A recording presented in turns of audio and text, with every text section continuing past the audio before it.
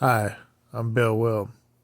In today's video, I'm going to teach you how to install a Knight Rider LED light kit in your RC car body. Let's get started. Now for the installation, you're going to need your X-Acto knife, your reamer, and your hot glue gun for this whole process. This is going to be flat against the body, but this is going to bend past the light.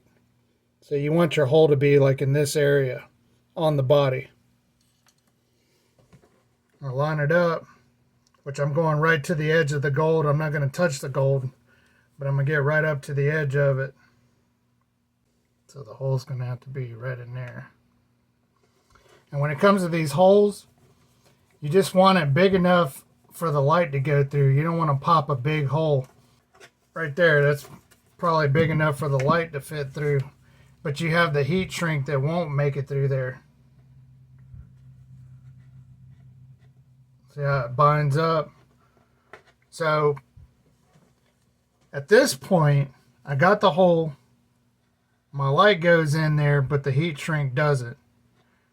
My light's going to be facing this way. Instead of making this hole bigger, I'm going to cut in the direction the light is pointing to. That way, when I put the light in there, what'll happen is the light will cover up the additional part of the body that I've cut out.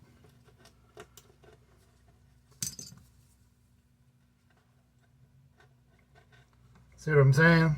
Because right here, it's perfect. It's sideways. See, the light fits in there perfect.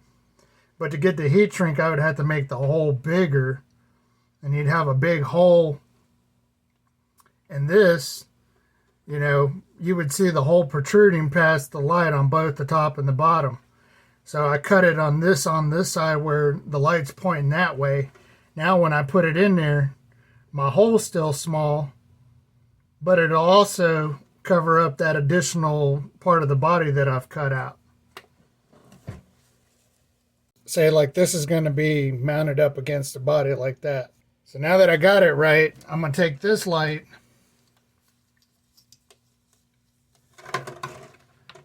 and I'm going to shove it in here at that angle, because the hole's longer this way than it is this way, because that's the way I cut it.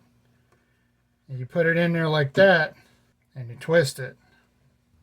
You peel off your paper. Remember, they have servo tape,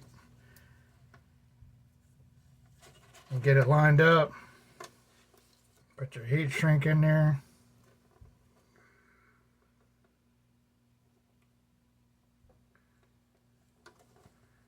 Just like that, it sticks.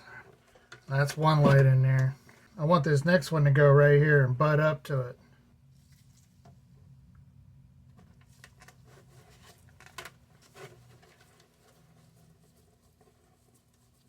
Make sure you get all that excess off, because you don't want the light to be poking out, because it doesn't sit flat because you got all this garbage in there.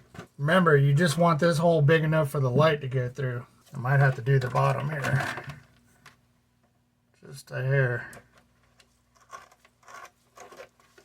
If the light goes through, it's going to be pointing down, so I'm going to cut on the bottom and notch it out just for that little bit of extra for the heat shrink. Now that it fits, I'm going to take this off. As I'm smashing the light down, I'm also bending the wire where the heat shrink is underneath. Looks pretty good. Everybody's different. You're going to have different positions. You may want to put your lights in different spots than I do, and you're going to have different measurements.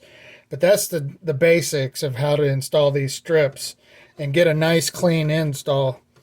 And all I'm going to do now at this point is I'm going to repeat it and just pop these holes, put them where I want them, and install the light kits, and then we'll move on to the next step.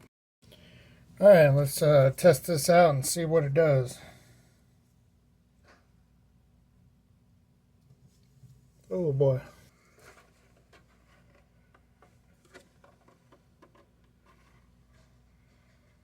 Extremely bright.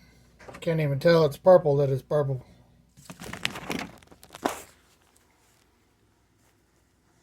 time for phase 2. Go ahead and fire up your hot glue gun. I'm going to go back and hit all these holes with the hot glue gun. Let those dry. I'm just going to put glue all the way around. It doesn't have to be a lot, just a little bit, but it's enough to keep the light from sliding out or coming unglued on top. You also want to be very careful that your hot glue gun doesn't touch the body, because it will melt, mess up your paint job. Another thing is, don't let this get on your windows, this little string. You will have a time getting that off, and you might even scratch your windows up. Also, you let it dry, and if you got to go back and trim some of this glue off, then that's what you got to do, but you don't want to get too much. Let that dry for a couple minutes. I put servo tape on the ends of this and stuck it to the top just to keep it in place. Now I'm going to go back and just fill this in.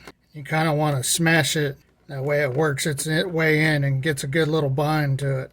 There's a gap there because the roof is kind of bowed. It's not flat, so that's why I put it on the ends. That way it just sticks to the front and the back. And then I'm squeezing a bunch in there to fill it in. I'm going to work my way from here back out to here. So I'm just going to put a little drop. You want to do it on the body first, and then press your wires in, and then do a little squirt on the top. And let it dry up before you can move on to the next spot. Otherwise, these wires will just do whatever they want, and it won't be where you want it. Maybe blow on it. See how it's wanting to move. I didn't anticipate this wire being so much longer, but it is. So I'm just going to bend it kind of funky like that. Alright, now I'm going to do the back light. Do a little fan action. I always try to like pull away from the window. You don't want to go over the window, because that glue gets on there. It's a nightmare. You get the idea. Everything's in place. And that's plug and play. If you look closely, you'll notice that I ran all the wires in between the windows in the body line, so you don't see all these wires hanging down.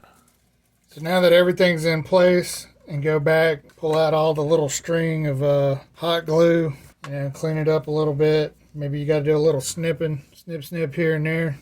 Plug it up one more time.